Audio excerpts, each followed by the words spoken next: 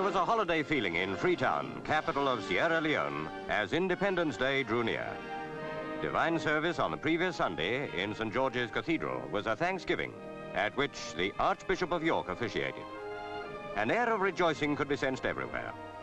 In the colony and protectorate of Sierra Leone, there has been none of the strife which elsewhere has sometimes preceded the granting of independence.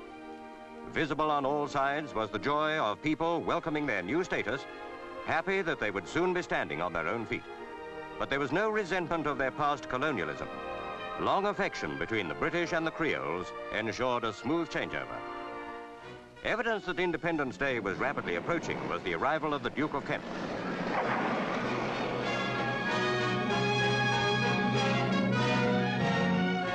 His Royal Highness represented the Queen. He was welcomed by Sir Maurice Dorman, the Governor of Sierra Leone, who presented Lady Dorman. Premier Sir Milton Margai presented the many important people who had come from all over the colony to pay their respects.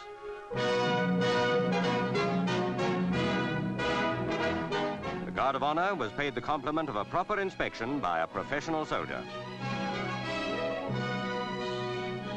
The Duke was enthusiastically acclaimed all the way from the airport to the city boundary of Freetown.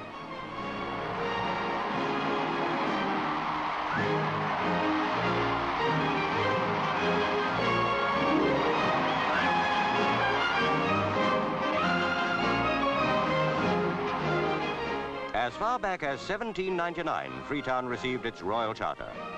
Now, the mayor and aldermen welcomed the Duke with a loyal address and presented him with a gold key bearing the crest of the city. The forms of British municipal government are punctiliously observed. After that ceremony, the Duke drove to Government House, where he stayed for the next few days.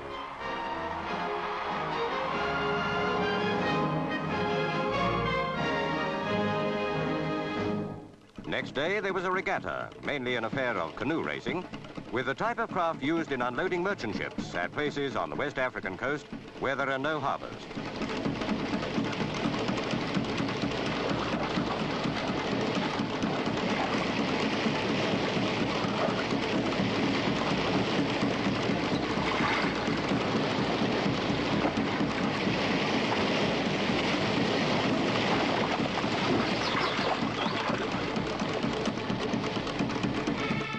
Not all the fun was on the water.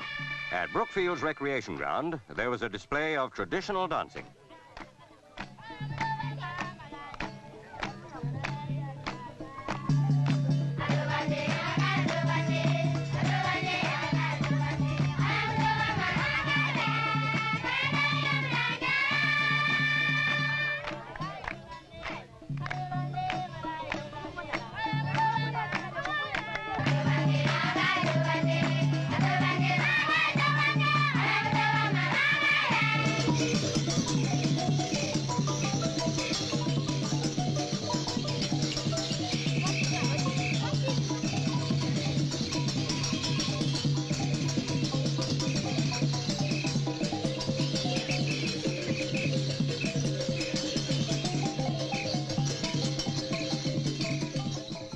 At the Government House garden party, the Duke met most of the important persons of the colony and protectorate, presented by the Governor and Lady Dorman.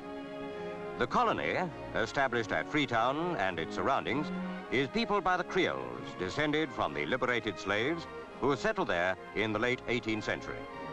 The protectorate consists of the hinterland inhabited by a variety of tribes, mostly Muslims. British control of it dates from the 1890s. The Duke earned praise by the friendly manner with which he won the confidence of the guests. He spoke to nearly all of them, certainly to representatives of every part of the protectorate. It all seemed to indicate that the old antagonisms between the Creoles and the tribesmen will disappear when independence gives to all of them the feeling that Sierra Leoneans are one nation, women included. Under the new constitution, the House of Representatives will be open to women members. The first one to be elected is Madam Ella Gulama on the left. Madam Ella sits for the Moyamba district.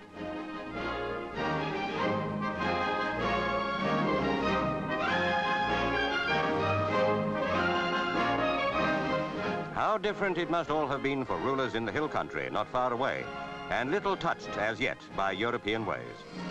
Sierra Leone's Prime Minister, Sir Milton Margai, was a happy man as he drove to the state opening of Parliament.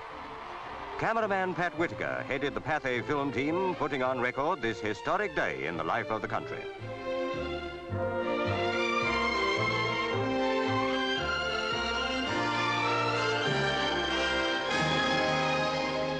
The Queen, in sending her cousin to represent her on this day, underlined the close ties between the royal house and the colony and protectorate. The representatives were already assembled to hear the Duke read the speech from the throne. In that message, Her Majesty welcomed Sierra Leone into the Commonwealth family of nations. Then, as her representative, the Duke conveyed the royal instruments of Sierra Leone independence to the Prime Minister, Sir Milton Margai. All over the country, it was the signal for rejoicing, much of it expressed in dancing.